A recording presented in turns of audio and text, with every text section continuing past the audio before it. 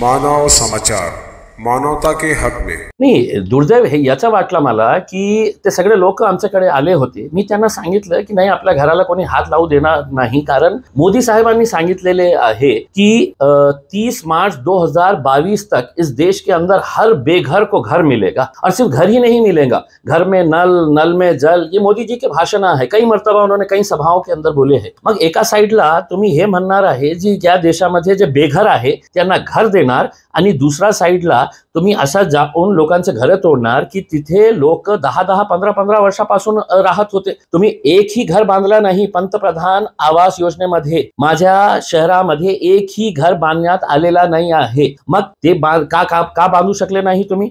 आणि दुर्दैव याचा वाटला की ज्या एरियामध्ये हे तोडफोड झालेली आहे, ज्या बलाचा वापर करण्यात आलेला आहे, तिथे खासदार कोणाचा? तर भाजपचा. आमदार कोणाचा? भाजपचा. आणि खासदार आमदारी नाही, एक साहेब केंद्रामध्ये मंत्री आहे आणि दुसरे साहेब राज्यामध्ये मंत्री आहे. मग हे गोरगरिबांना असा उल्लू बनवण्यासाठी तुम्ही तुमचं पंतप्रधान असं भाषण करणार आणि दुसऱ्या साईडला तुम्ही असं जाऊन तोडफोड करणार, हे कितपत योग्य आहे तुम्ही सांगा मला. नवनीत राणा यांनी तुम्हाला पुन्हा चॅलेंज केलेलं आहे, अमरावतीत येऊन पाडून दाखवा, काय नेमकं? मी नाही का एक म्हण यूट्यूब वर बघितलेली आहे, फेसबुक वर बघितलेली आहे, अगर किसी बदतमीज इंसान से बहस हो तो हार मान लेना चाहिए, क्योंकि इंसान कितना भी अच्छा हो, कुत्ते से अच्छा भोग नहीं सकता.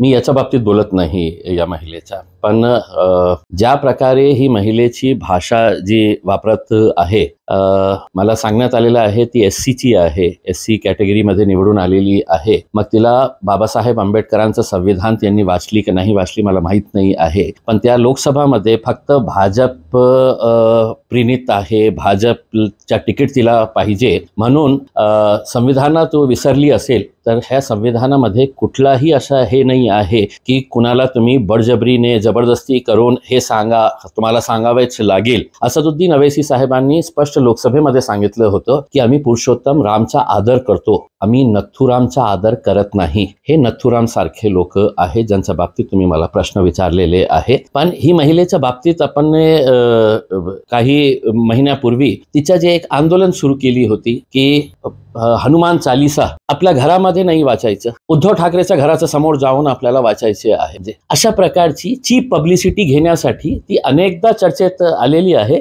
यावेळी तिला अवैसी साहेब मिळालेले आहे चर्चेमध्ये येण्यासाठी. आम्ही जास्त अशा महिलांना महत्त्व देत नाही आहे, कारण खूप चीप लेवलची ती पॉलिटिक्स करते ते.